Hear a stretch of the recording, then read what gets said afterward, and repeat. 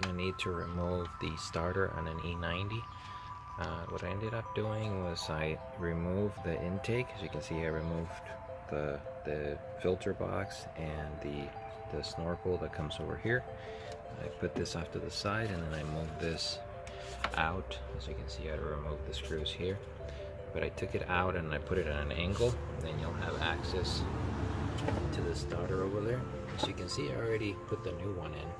Surprisingly, I still have the original one, which is really hard to believe, but the secret to removing it is actually this wrench. It's a 11 millimeter, I don't know, like 5-6 inch long.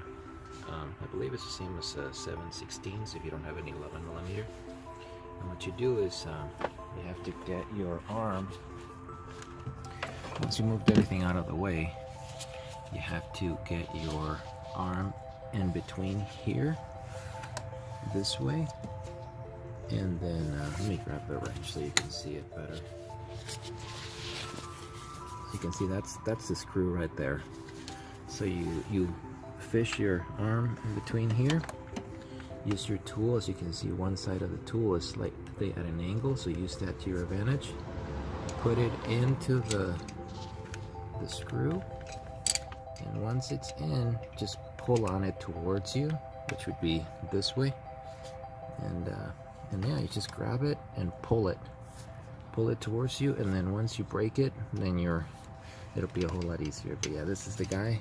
As you can see, this is the starter. I'm putting mine back. I'm having a little bit of a clearance issue here, but I believe that once I tighten this, it'll push it forward and it'll be a snug fit. The other screw is right over here, and that you go at it with an extension socket. The easiest way would be over this way, and then just fish it underneath it. That's the secret to it. I think to put it back though, the bottom one, you have to make something like this, which, you know that this is the screw, the new one. The old one looks something like this. So what I did is I took a little bit of tape and then I taped it on.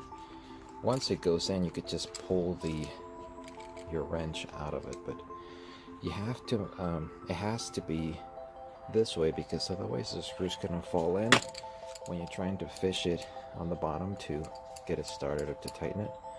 So this is the other trick that I would say. Just get some tape it, and then just go at it. The hardest part to figure out is how to get that 11 millimeter in there, but once you get that loose, then it's much easier. That it did actually work. So what I did is I tightened it up. This is the old ones. You can see I tightened it up to a point where I knew it was done, and then all I had to do is just pull on it, and I pulled it, and because the socket stays in place because of this lock here, the socket's not gonna stay in there, and then the only thing holding the screw was just the tape. So at that point, you just pull it, and then you're done at that point. Alright, so this is what I meant when I said to use the tape in the socket. As you can see, it's staying in place, and I could just tighten it. You see that? And then you don't have to worry about it falling off. You could just tighten it. Otherwise, it's gonna be very difficult to keep that screw on that socket, because it's made of aluminum, so it won't be magnetized. As you can see, I'm slowly tightening both of them, both this one, which is the other one, and then this one, because of the clearance that I just mentioned. Don't get discouraged. This seems easier, but it's complicated. Also, something else I had to do that I didn't mention earlier, I had to disconnect this guy, and you just press on it here. What I did for mine was I actually pressed with the screwdriver. I pressed on this one, and it popped out. I just on one of them, just press right in the middle. As you can see right there, you can see the mark right in the middle. Press on it, and then it pops out. I try to do the other side. It seems easy, but it's not, because it's very brittle. I don't want to break it, but this is the way to do it.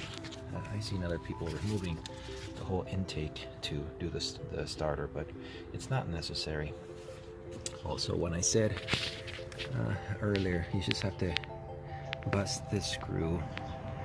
You have to loosen it enough to where you can get your hand in there. You can get your hand in through here, as you can see, but you just have to loosen it to a point where you can slowly take it out. Again, this seems easy. This seems easier, but it's a little bit complicated if you don't want to mess things up. Well, finally, I managed to put everything back on, and so far it looks like everything is going where it's supposed to be. I didn't have to remove anything else. But I just wanted to see if you guys remember that, you know, while you're in here, it's a good idea to replace these guys, this seal right here, because if you have an air leak from there, you know, that's the input of the car, that's the intake. So it's important to replace that, especially if you've never done it in your car. Chances are you've never replaced them. So I got some myself here, and I'm going to replace them. Just take them out of one of these and put them in. It's good insurance for later, I think. But yeah, I also didn't mention it, but maybe I did. I removed this one to put that back on. I did also remove something holding on to that. What else did I remove that I didn't tell you? I ended up removing this too, to give me more room. You have to take that out. One of the things that I didn't realize was giving me trouble was the positive terminal going to the starter. It was pushing up against the starter, so it was making the starter, it was making it at it, when I was trying to put it in, it was putting it at an angle. That's why the threads didn't want to start. And what else? I think that's it. I'm gonna put everything back on, see if it works, and hopefully I won't have any more starter issues.